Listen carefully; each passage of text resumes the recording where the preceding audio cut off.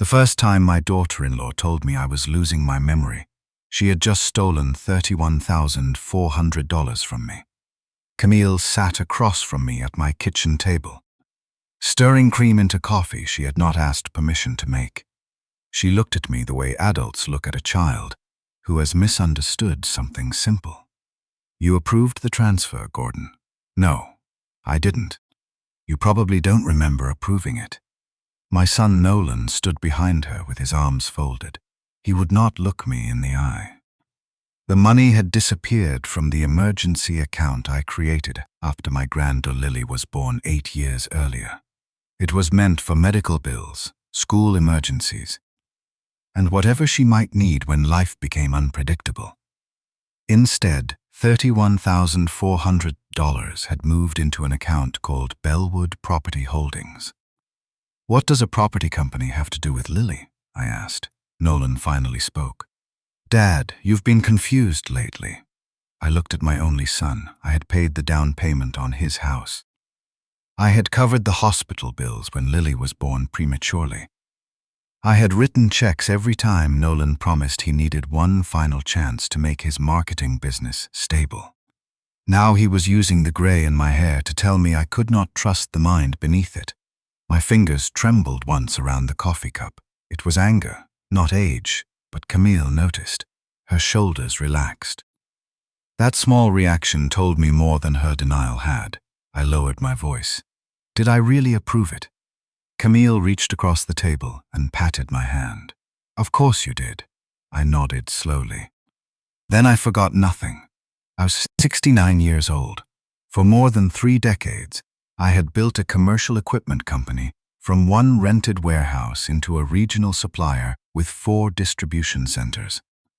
My wife Helen handled the books during the first years and could find a missing dollar faster than most auditors could find a missing page.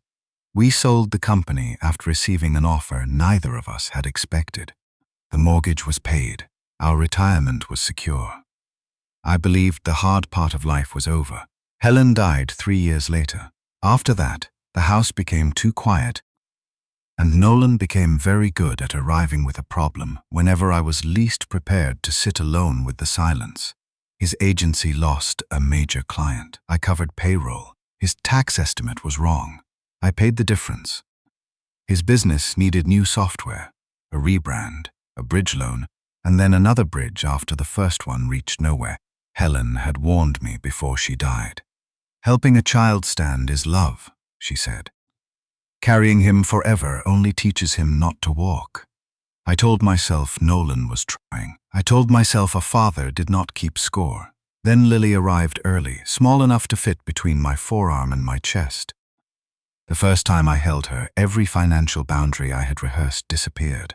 I paid the bills Nolan's insurance did not cover. Later, I funded her tuition and created an emergency account with Nolan as a limited authorized user so he could act quickly if she ever needed care. The authority was supposed to protect Lily. It had never authorized Bellwood Property Holdings. My doubts had begun before I saw the transfer. Nolan's business was supposedly struggling, yet he and Camille had started living as if someone had removed consequences from their budget. A new sport utility vehicle appeared in their driveway. Camille wore a watch that cost more than the first delivery van I bought for my company. They took Lily to a resort over spring break and hosted a catered anniversary party beneath imported lights. When I asked whether the agency had recovered, Nolan gave me vague answers about future contracts. "Cash flow is finally turning," he said. 3 weeks later, he asked me to cover an equipment lease. Camille called the contradictions temporary. She said successful people invested in how their lives appeared before the numbers caught up. Helen would have called that decorating a hole before measuring its depth. I found the missing money because Lily needed a dental procedure. Nolan said the emergency account could cover it. When I logged in to confirm the balance, the transfer appeared beneath a description designed to sound familiar: Family Property Emergency Reserve. The bank record showed Nolan's authorized user credentials. The receiving account showed Bellwood. I had never heard the name. I printed the statement before I called him. Nolan and Camille arrived together less than an hour later. They brought no invoice, contract, or explanation connecting Bellwood to Lily. Camille brought coffee beans and used my kitchen as if the performance of being helpful could replace an accounting record. Once I asked about the transfer, she produced a copy of an approval bearing my signature. The shape looked right, the decision did not. I had used the same black fountain pen for important documents since Helen gave it to me on the day we incorporated the company. The words engraved along the barrel said, "Read twice. Sign once." That signature had appeared on my first supplier agreement, the sale of the company, the check for Nolan's down payment, and the documents creating Lily's fund. Someone had copied the shape from a decision I had made and attached it to one I had not. I did not accuse them of forgery. Not yet. Camille asked whether I remembered leaving my keys in the refrigerator the previous month. I had placed them beside a grocery bag for less than a minute while answering the telephone. Nolan reminded me that I had repeated a story at dinner. I had repeated it because Lily asked to hear it again. They had taken ordinary moments, removed the explanations, and stored them for this conversation. I let them talk. Camille suggested she begin helping with my bills. Nolan said there was no shame in needing support. Neither offered to return Lily's money. Before they left, Camille placed the copied approval beside my coffee. "We should discuss a durable power of attorney soon," she said, "before anything becomes urgent." "Maybe we should," I replied. She smiled as though I had surrendered something. I had not begun pretending to lose my memory. Before I performed weakness for anyone, I needed independent proof that I was not overlooking a real medical problem. For that afternoon, I only allowed Nolan and Camille to leave with the explanation they had chosen. As soon as their car disappeared, I photographed the approval, sealed the original printout in an envelope, and called Rosa Delgado. Rosa had investigated vendor theft for my company years earlier. She was 52 now, licensed, patient, and unimpressed by expensive appearances. She arrived the following morning and examined the bank statement without touching my conclusions. "Tell me what you know," she said, "not what you believe." I told her Nolan had limited access to Lily's account. I had not approved Bellwood. The signature looked copied. Their spending had risen while Nolan's business remained unstable. Rosa wrote down each fact. "And what do you believe?" "That my son helped steal from his daughter." She closed her notebook. "Luxury leaves a trail. People only call it private when no one has checked the paperwork." Public records showed that Bellwood owned no property, employed no one, and operated from a rented mailbox. Camille owned 45%, Nolan 35%, and Camille's brother Trent Dawson 20%. I knew Trent mostly through apologies. He had served time for financial fraud, then reappeared at family gatherings with a new business idea and an old explanation for why the last one had failed. The bank statement proved Lily's money had entered Bellwood. Where it went after that would require records Rosa could not obtain on her own. 2 days later, Rosa returned carrying a county record and a lender filing. "Your house has a lien against it," she said. The room seemed to narrow around the paper. My house had been paid off for 9 years. Helen and I had bought it when Nolan was 6. The kitchen table where Camille questioned my memory still carried a shallow mark from the year Nolan dropped a model airplane engine on it. Helen planted the maple outside my study and measured Lily against its trunk every birthday. The property was valuable, but its value was not why my chest tightened. Nolan knew exactly what that house contained because most of his life had happened inside it. I had helped him buy a home of his own so he would never have to wait for mine. According to the filing, Bellwood had received a loan for $180,000 secured by equity in my property. The lender had relied on a power of attorney that supposedly allowed Nolan and Camille to act for me. I had never signed one.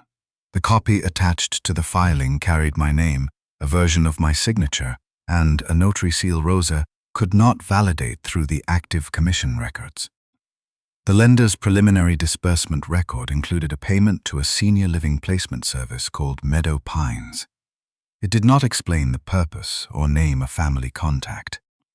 Rosa marked it for Judith to verify through counsel. "Can this payment put me there?" I asked. "No," Rosa said. "Right now it proves only that Bellwood paid the service. Judith can establish what they bought and whose name they used." The answer did not calm me. It told me the fear had a boundary, and the evidence still had work to do. I read the report twice. They had not only emptied Lily's emergency fund, they had borrowed against my home, forged the authority to do it, and placed my name beside a service designed for people preparing to leave theirs. Nolan thought $31,400 was the first thing he had taken from me. Rosa's report showed it was only the first thing I had noticed. Rosa left the lender filing on my table and told me not to call Nolan. I understood why she said it.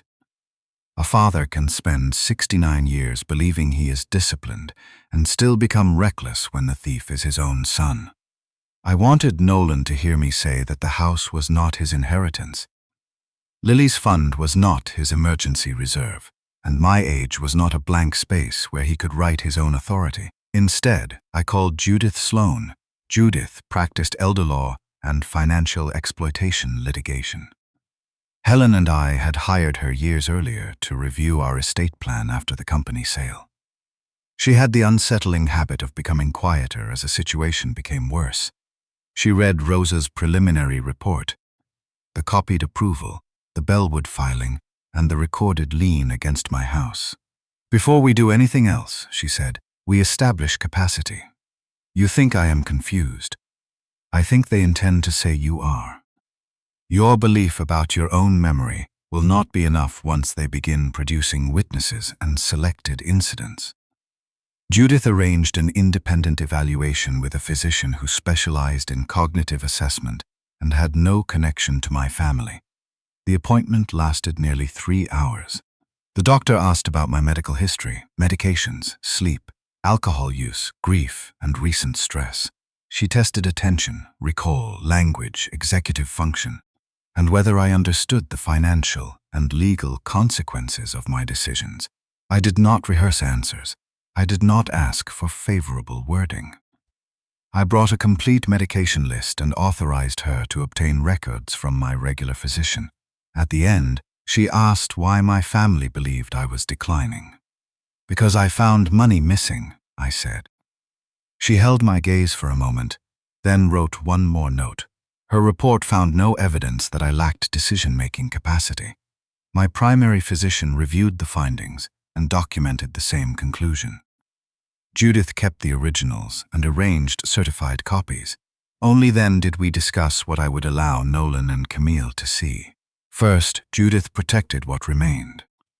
She notified the bank's fraud department that the transfer from Lily's account was disputed and that no one had authority to act for me under the power of attorney used for the Bellwood loan.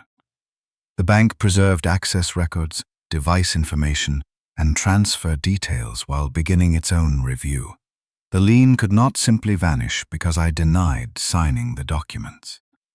Judith warned me that clearing it would require the lender investigation, title records, notary evidence, and possibly a court order. But the lender froze further advances while the dispute was examined. Rosa kept working on the notary seal. The name belonged to a real notary whose commission had expired before the date on the supposed power of attorney.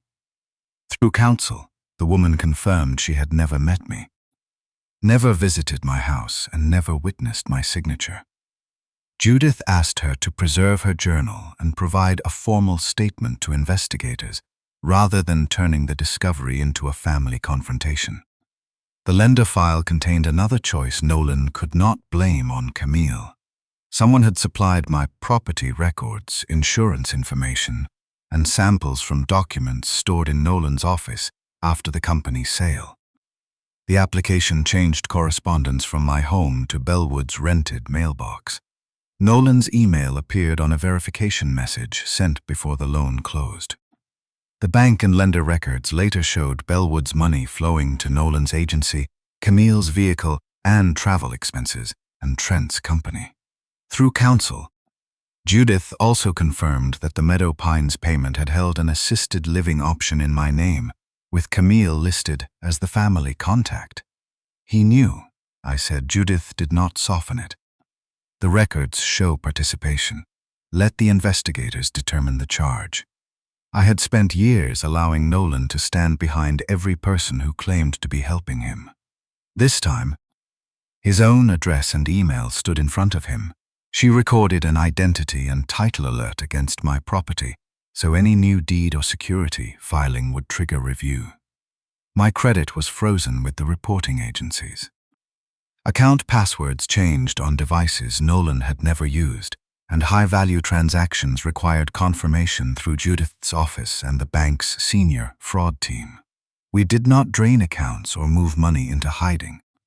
We made it harder for anyone to impersonate me. Judith revoked every prior financial authorization that could be misrepresented. I signed a new power of attorney naming her, not Nolan, to act if I ever genuinely became unable to manage my affairs. I changed my medical proxy and updated my will. Then we addressed Lily.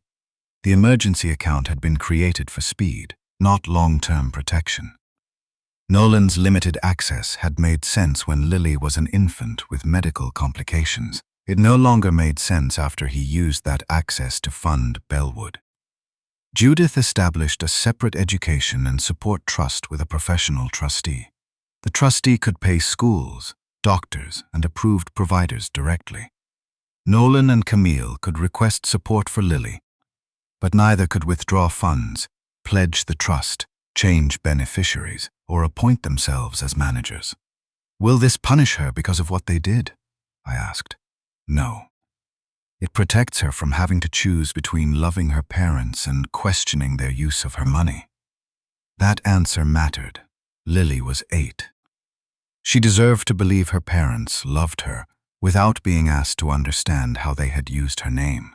Judith placed the new trust documents beside my founder pen. The black barrel still carried Helen's words. Read twice, sign once. I had used that pen to help Nolan purchase his first home. Somewhere among the closing papers, checks, and business rescues, he had found enough examples to copy my signature. They mistook my generosity for access, my age for weakness, and my silence for permission. Judith watched me turn the pen between my fingers. If you confront them now, what happens? She asked. They deny it. Trent disappears. Records get deleted. And if they believe their capacity story is working, they keep talking. Rosa had already traced enough money to justify formal reports. Judith submitted the disputed power of attorney and lender documents to the bank and the appropriate financial exploitation unit. She explained that law enforcement would decide what additional process was justified. We would preserve evidence, not promise ourselves an arrest. I did not need Nolan and Camille to commit another crime. They had already moved Lily's money and borrowed against my house. What we still needed was the full chain. Who obtained the false documents? Who supplied the signature samples? What had Trent done? How far had the plan to transfer my deed progressed? For that, I had to become less threatening. I invited Nolan and Camille to dinner 2 days after my medical evaluation. Before they arrived, I removed the Bellwood report from the study and placed the original financial records in Judith's custody. I left ordinary mail on the desk and put my founder pen in a locked drawer. I did not stagger to the door or pretend not to recognize them. That would have been theater, and Camille was too careful for theater. I began with smaller things. I asked Nolan whether the dinner reservation was for Friday. Dad, it is Friday. I looked toward the calendar and gave a tired laugh. Of course it is. Nolan asked whether I had considered Meadow Pines. He said the name as if it had just occurred to him. What is that, a retirement community? Camille said. Not a nursing home. Somewhere you could have support and still be independent. Would I need to sell this place? Eventually, Nolan said. The speed of his answer made Camille look at him. She softened it. Only if maintaining the house became too much. I looked around the dining room where Helen had chosen the wallpaper and Lily's drawings covered the sideboard. Maybe it already is. Nolan leaned forward. We can help, Dad. For most of his life. Those words had meant he needed money. Now they meant he wanted control. Over the next 2 weeks, I dropped my keys once and walked more slowly when Trent visited. Camille began keeping a dated notebook in her handbag. Gordon repeated question. Gordon misplaced keys. Gordon uncertain about property company. She was building a history that began only after the missing money had been discovered. Judith had predicted that. The medical evaluation, bank report, and my first written account all predated Camille's new record of decline. One afternoon, Lily sat at my kitchen table drawing a house with blue windows and a maple tree taller than the roof. Daddy says you might move, she said. Did he say where? Somewhere with people who help old people remember breakfast. She said it without cruelty. Someone had given an 8-year-old a sentence and expected her not to understand its shape. Do you think I forget breakfast? I asked. Lily smiled. You make the same eggs every Sunday. I placed her drawing in the desk drawer where the founder pen had been. That evening, Nolan called and said Camille wanted to bring over a few planning forms. He said signing them early would reduce stress later. I do not understand forms the way I used to, I said. He was silent for half a second. Then his voice became gentle. That is why we are helping. The next morning, Camille arrived with a folder and watched me lift my coffee. I let the cup tremble just enough to touch the saucer. She smiled. She thought age had finally made me easy to control.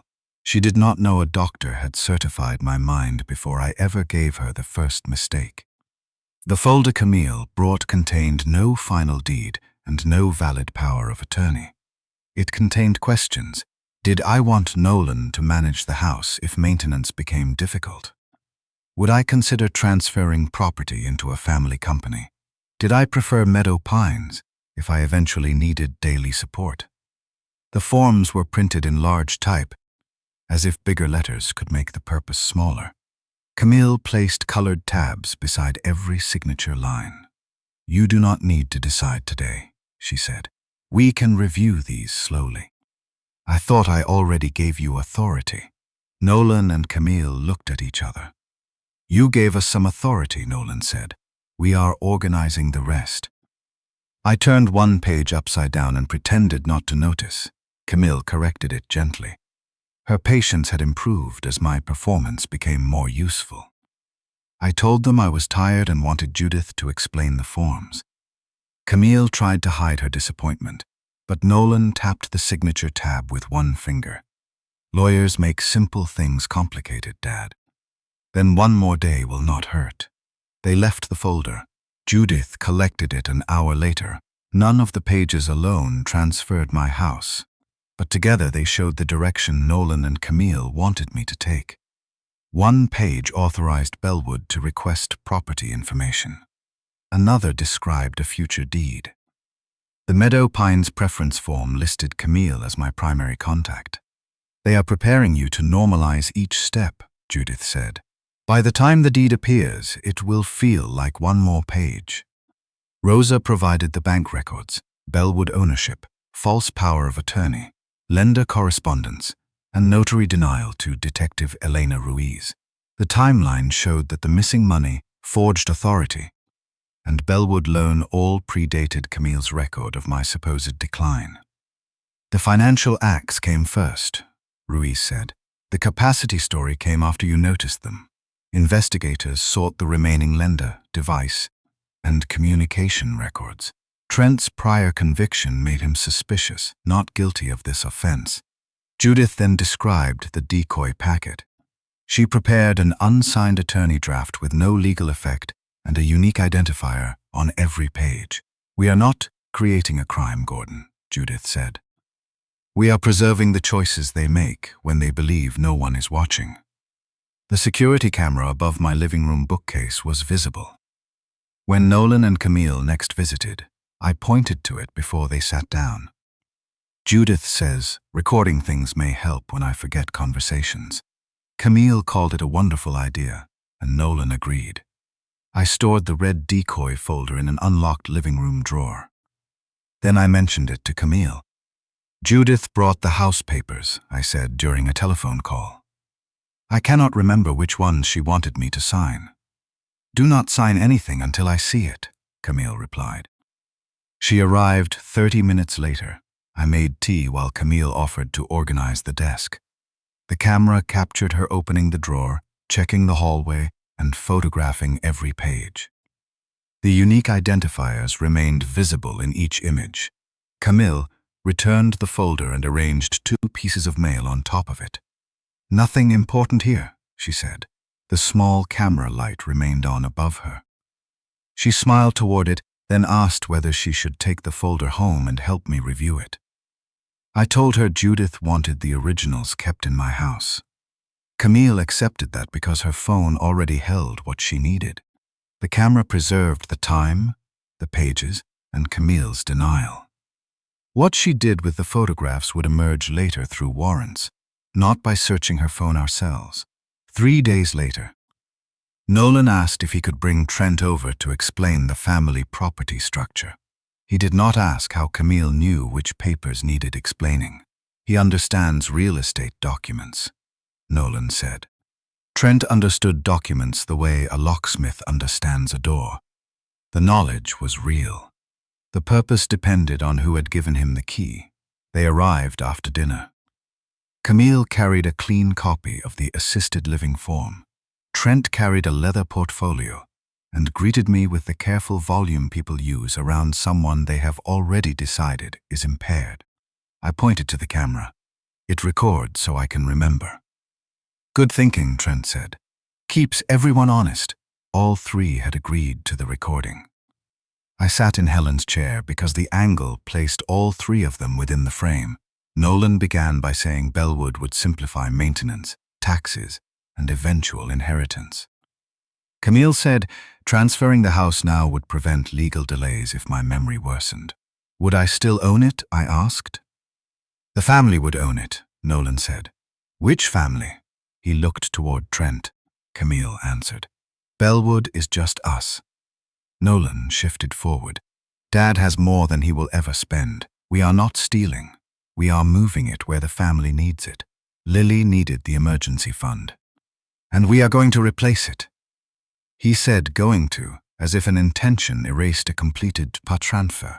It was the first time she had admitted the company was theirs rather than mine.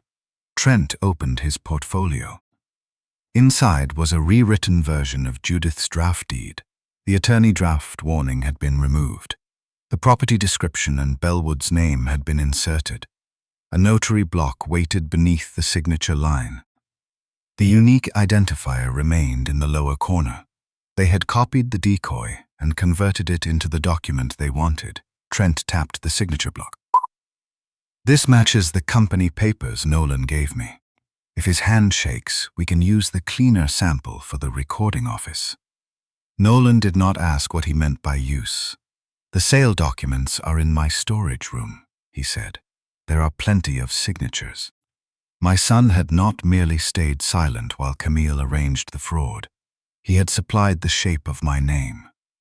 What happens after I sign? Camille spoke with the same calm voice she had used over coffee. Bellwood manages the property. You can stay here while it remains appropriate, and when it does not. Meadow Pines has an opening, Nolan said. We already know the staff. I let my hand shake as I reached toward the deed. Camille covered it with hers. Not tonight, she said. We want everyone here when you make the decision. Everyone meant witnesses who would later remember an old man signing willingly. Trent suggested Lily's birthday. The family would already be gathered. A transfer into Bellwood could be presented as a gift that protected the house for the next generation. Lily would like that, Nolan said. They were planning to use my granddaughter's birthday to take the home they had already raided her future to finance. I said I needed my medication and walked toward the kitchen. Before leaving the room, I reminded them that the camera was still running. "Let it," Trent said. I remained in the open doorway, close enough to be part of the conversation and visible at the edge of the frame. Camille lowered her voice anyway.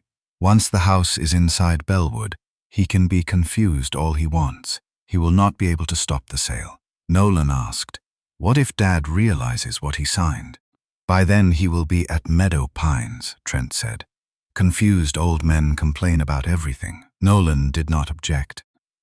He asked how quickly Bellwood could list the property and whether the remaining loan would be paid from the sale.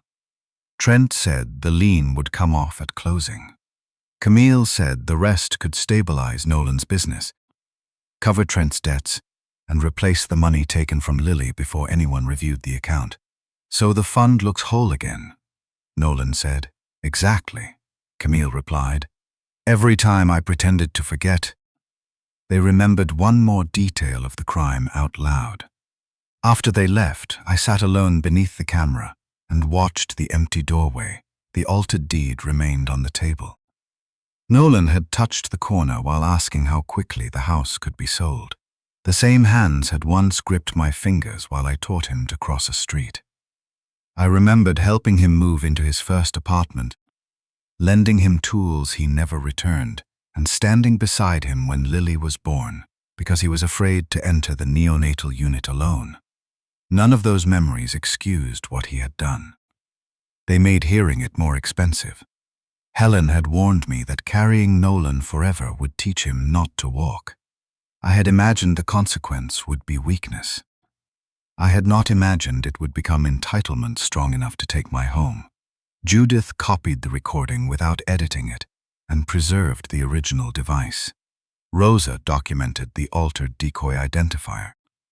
Detective Ruiz received both through the evidence process already established for the case. She watched conversation once without interruption. "The recording shows what they intended," she said. "The money shows what they already did." Investigators now had the Bellwood transfer, the false power of attorney, the lender trail, the notary denial, the altered draft, and 3 people discussing the deed in their own voices. Ruiz said the warrant applications would rely on the full record, not on one dramatic conversation. I understood. The recording hurt because it was my son's voice. It mattered because it was evidence. Nolan had leaned over the decoy deed and asked how soon they could sell my house. Above the bookcase, the camera recorded every word. Lily's birthday was 3 weeks away. Nolan and Camille treated those weeks as preparation for a family gift. Detective Ruiz treated them as time to finish a case. The bank produced access logs showing Nolan's credentials had initiated the transfer from Lily's account. The lender preserved the application, the false power of attorney, the changed mailing address, and the verification message sent to Nolan's email. The notary provided a sworn statement that she had never met me and that the seal on the document had been used after her commission expired. Search warrants obtained through the investigation recovered messages between Nolan, Camille, and Trent.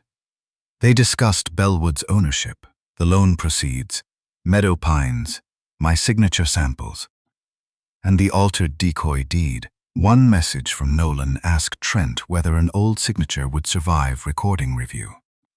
Another from Camille said the birthday would provide enough witnesses to establish that I had signed willingly. Those searches strengthened the case. By the week of the party, arrest and evidence seizure, warrants naming all 3 had been approved. Ruiz made one point clear. The birthday is not when we discover the crime. It is when all 3 subjects expect to be in one place. She asked me to decide whether the party should be cancelled. The warrants could be executed elsewhere, she said. No celebration was worth frightening Lily or her friends. I considered moving the arrest to 3 different locations. Ruiz explained the cost. Trent traveled unpredictably. Camille controlled many of the Bellwood records. Nolan had already discussed replacing his phone after the deed was signed. Bringing them together reduced the chance that one could warn the others or destroy evidence. "The children leave first," I said. "Before any recording is played and before any officer enters." Ruiz agreed. We established a signal Judith would send only after every child was safely away. If the plan changed, Ruiz would wait or execute the warrants outside. Lily's birthday was a location, not permission to forget she was a child. I asked whether waiting placed my house at risk. Judith answered before Ruiz could. The title alert remained active. Further lender advances were frozen. The decoy deed had no legal effect, and no valid document would be placed in front of me. If Nolan or Camille tried to record another transfer, the filing would be stopped and preserved. We were not leaving the door open. We were allowing them to walk toward a door already locked. Nolan called twice to confirm I would sign after Lily opened her gifts. "It should feel like part of the celebration," he said. "The house staying in the family." "Will Lily own it?" I asked. He hesitated. "Eventually." Bellwood was owned by 3 adults who had taken money from her. Lily was not one of them. I told Nolan I wanted Judith present because I no longer trusted myself to understand documents. He resisted until Camille decided my request would make the signing appear more credible. Rosa came as an old family friend. Judith came carrying a plain case that held certified records instead of a valid deed. Detective Ruiz and the warrant team waited nearby, out of sight. Her officers already covered every exit and monitored the room. Judith's presentation could continue only while all 3 remained controlled, and the Bellwood documents stayed in view. The visible part of the day belonged to Lily. She arrived wearing a paper crown from school and ran past her parents to hug me. Her friends filled the yard with balloons, chalk drawings, and the kind of shouting that makes adults forgive noise. I grilled hamburgers while Nolan carried chairs and accepted compliments for organizing a party he had mostly left to me. Camille had placed the red Bellwood folder in my study before the first guest arrived. Trent came late. He wore a new jacket and brought Lily a gift card in an envelope. He shook my hand slowly, watching my face for recognition. "Good to see you, Mr. Harper." "Have we met?" I asked. His smile widened. "A few times." I let Nolan remind me who he was. Every performance cost less than the moment my son had provided the signature samples. Lily opened her gifts after cake. She received books, a bicycle helmet, a science kit, and 3 different sets of colored pencils. My gift was a small wooden box containing blank cards, stamps, and a safe copy of the trust letter explaining that her education would always be protected. She was too young to understand the structure. She understood that her name was carved into the lid. "Can I keep my house drawings in it?" she asked. "Anything important to you?" Camille watched from behind her phone. She believed the important box was the one containing my property records. After the photographs, 2 trusted relatives announced an ice cream trip for Lily and the other children. The plan had been arranged in advance, but it sounded spontaneous enough that no child questioned it. Lily ran back to hug me before leaving. "Save me the corner piece of cake.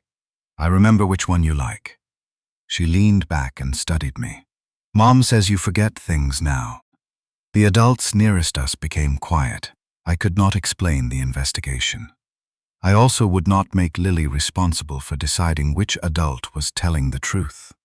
"Everyone forgets something," I said. "But if you ever worry about me, you can ask me directly. Do you remember what you promised for tomorrow?" "Pancakes shaped like stars." She smiled. "With too much syrup. That part was your promise." Her arms tightened briefly around my waist. Then the children left. I waited until the last car turned out of the driveway. Camille closed the living room curtains to reduce the glare on the papers. Nolan brought the red folder from my study. Trent stood beside the table with a notary acknowledgement prepared by someone investigators had already identified. Several relatives remained. They thought they were about to witness an old man protect his estate. They were about to learn who he had been protecting it from. I placed the founder pen on the table. Camille smiled. "Whenever you are ready, Gordon."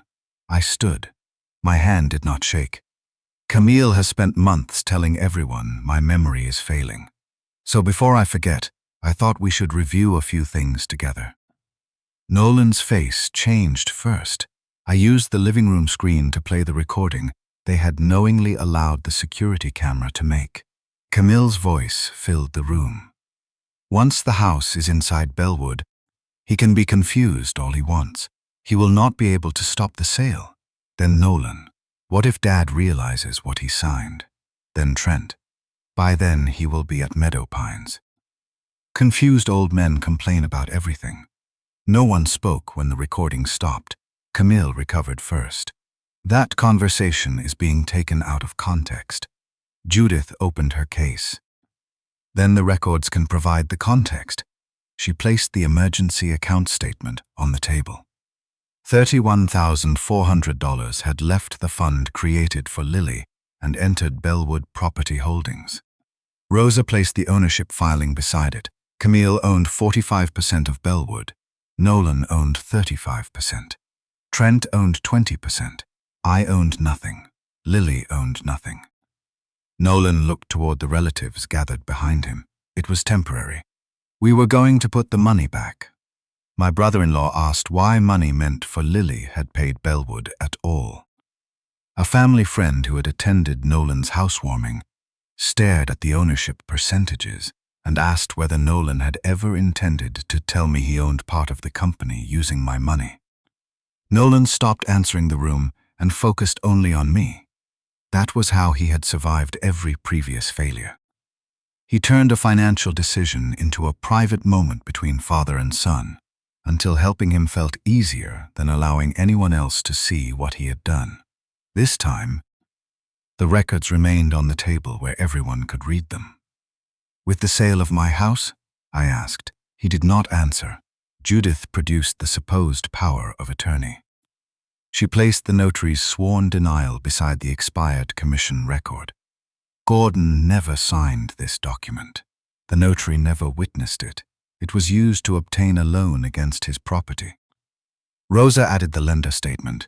$180,000 had been disbursed to Bellwood. The money then moved to Nolan's agency, Camille's vehicle and travel expenses, and a company controlled by Trent. A separate payment reserved an assisted living placement at Meadow Pines. Trent stepped away from the table. I was only a consultant. Rosa displayed the altered decoy deed. The attorney draft warning had been removed, but the unique page identifier remained. This version came from a packet Camille photographed in Gordon's house. Messages recovered under warrant show Nolan forwarded the images to Trent. Trent returned this altered deed. Camille turned toward me. "You set us up." Judith's voice remained level. "No. We preserved the evidence you created. Those papers were bait. They were unsigned attorney drafts with no legal effect. You chose to copy them, alter them, and prepare them for a transfer." Nolan moved closer to me. "Dad, Camille told me it was legal. She did not forge your silence, Nolan." He flinched. I pointed to the lender correspondence. "Your email verified the application. Your storage room held my company sale records. Your messages offered Trent cleaner samples of my signature. I was trying to keep the family stable. I helped you buy a home. You answered by trying to take mine." His eyes moved toward the door. For years, every confrontation with Nolan had ended when I paid the bill he placed between us. There was no check large enough to make this conversation disappear. Camille changed tactics. She told the room I had been confused for months. She listed the repeated questions, misplaced keys, slow steps, and trembling hands from her notebook. She said an angry lawyer had coached me after I became suspicious. Judith placed my capacity evaluation on top of Camille's notes. The independent medical examination had found me fully capable before I began displaying any of the incidents Camille recorded.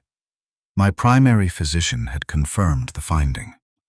Bank reports and my written account of the missing money came before her first entry describing decline. Your evidence of incapacity begins after Gordon discovered Bellwood, Judith said. His evidence of capacity begins before you knew he was investigating. Camille looked at Nolan as though he had failed to warn her about a fact he could never have known. Judith then placed Camille's notebook beside the medical timeline. The first page called me confused the day after I challenged the Bellwood transfer. The later pages repeated the same handful of staged moments, as if frequency could replace chronology. You documented the symptoms you expected to need, I said. You never once arranged a medical appointment. Camille opened her mouth, then closed it. Care had been her language. Control had been the work beneath it. Trent reached the hallway. Detective Ruiz entered through the front door with 2 officers behind her. Mr. Dawson, stay where you are. He froze. Ruiz identified herself and stated that the officers were executing warrants authorized on evidence gathered before the party. She did not ask the relatives to decide guilt. She did not treat the recording as a verdict. She secured the altered deed, the prepared acknowledgement, the Bellwood folder, and the devices named in the warrants. Nolan stared at me. You called the police on your own son? I reported people who forged my name, took Lily's money, and borrowed against my house. You decided one of them would be my son. Camille said nothing while an officer informed her of the charges under investigation and placed her in handcuffs. Trent began explaining that he had not filed the deed. Ruiz reminded him that the warrants covered what had already happened, including the loan and money transfers. Nolan's shoulders collapsed. Dad, please. I picked up the founder pen. You copied the shape of my signature. You never learned what it meant. He looked toward the family members he had expected to use as witnesses. They had heard his voice on the recording. None stepped forward. Before Ruiz led him out, Nolan asked whether I had ever truly been forgetting. I was never forgetting, I said. I was giving you room to remember who you were. He lowered his head. They had spent months counting on my decline. I had spent those months counting every lie. They came to Lily's birthday expecting one old man's signature. They left in 3 separate police cars carrying warrants with their own names on them. The arrest ended the birthday, not the case. Lily returned from ice cream to find fewer cars in the driveway and adults speaking too carefully. I told her that her parents had to answer serious questions and that she had done nothing wrong. For a time, she stayed with a relative under the family court's arrangements while her therapist guided what she was ready to understand. Will they come home tonight? She asked. No. Is it because of me? I knelt so she would not have to read the answer from adults standing above her. Nothing that happened today was caused by you. Your birthday was yours. Their choices were theirs. She looked toward the cake box I had saved for her and nodded without understanding all of it. She should not have needed to. Over the following year, the bank records, lender email, false power of attorney, notary denial, recovered messages, and Bellwood transfers led to formal pleas and sentences. Nolan admitted his role in the forged authority, the loan, and the money taken from Lily's account. His messages prevented him from calling himself a bystander. Camille accepted responsibility under an agreement that included restitution and restrictions on managing another person's assets. Trent's altered deed, loan proceeds, and prior record brought another prison sentence. At Nolan's sentencing, I described the stolen fund, the lien, and the plan to remove me from my home. I did not ask for the maximum punishment. Nolan admitted he had treated a possible inheritance as if it were already his. I believed he understood the sentence. I did not yet know whether he understood the harm. His apology named pressure, fear, and Camille before it named me. Near the end, he admitted that he had expected me to rescue him again, even after I discovered the loan. That was the first honest description of the pattern either of us had spoken aloud. Restitution covered only part of the losses, so I protected Lily without waiting for it. Her independent trust remained under a professional trustee, beyond any family member's personal control. The lien took months longer. After reviewing the forged authority and criminal evidence, the court confirmed that Bellwood's loan could not bind my property. The lien was released while the lender and insurers pursued the people who had received the money. My house did not become clean because I gave one good speech. It became clean because the records survived review. That evening, I sat in Helen's chair with the founder pen beside me and listened to a branch brush the study window. No one arrived to announce that the property was mine again. The release simply confirmed that it had never lawfully stopped being mine. For the first time since Rosa showed me the lien, I slept through the night without checking the front door or the county filing alert. Nolan's marketing agency closed. Camille lost her position after her employer learned that she had used false documents and client-facing financial claims in the Bellwood scheme. Their marriage ended before the restitution process did. Legal costs, business debt, and civil claims pushed both of them into bankruptcy proceedings. I took no pleasure in hearing those facts. I had wanted them stopped. I had wanted Lily protected and my home returned. The collapse of everything around Nolan did not restore the child, who once believed I could solve any problem with a check. For most of my life, I had confused rescue with love. Each time Nolan failed, I removed the cost before he could learn from it. That did not cause him to forge my name. His choices belonged to him. But my pattern had taught both of us that I would always stand between him and the final consequence. This time I moved. Lily continued visiting, under the arrangements approved for her. She drew fewer houses for a while. Then one Sunday she placed a new picture on my refrigerator. It showed my maple tree, blue windows, and 2 people at the kitchen table. She once asked whether her parents were bad people. I told her adults could love someone and still make choices that were dangerous, dishonest, and deserving of consequences. I did not ask her to defend them or reject them. Those decisions belonged to a future version of Lily, with more facts and more years than the child sitting beside me. One was small. One had silver hair. She did not draw a police car. She did not draw Bellwood. Children remember what helps them keep living. More than a year after the birthday, Nolan completed the custodial portion of his sentence and entered supervised release. I knew the date because his attorney notified Judith. I did not go to meet him. He came to my house 3 weeks later. The security camera showed him standing beneath the maple tree with one duffel bag. He looked older than the man who had entered Lily's birthday carrying a deed. His suit was gone. So was the confidence that someone else would pay for whatever happened next. I opened the door but left the chain secured. Dad, I have nowhere else to go. Neither did I in the future you planned for me. He looked past me into the hallway. I served my time. You served the sentence the court imposed. That is not the same as rebuilding trust. I am still your son. I felt the old reflex before I answered. Find him a room, pay the deposit. Give him one more beginning and call it mercy. Helen's voice came back to me. Helping a child stand is love. Carrying him forever only teaches him not to walk. You were my son when I need protection from strangers, I said. You became one of them when you forged my name. His face tightened. So that is it? You never forgive me? I did not say never. I said not like this. I told him future contact would begin through a family therapist in Judith's office. He could write. He could request a structured meeting. He could show responsibility over time without access to my accounts, my house, or Lily's trust. I need somewhere tonight. I gave him the contact information for his supervising officer and a re-entry housing service his attorney had already provided. I did not give him cash. I did not open the chain. Nolan stared at the narrow space between us. You would leave me outside?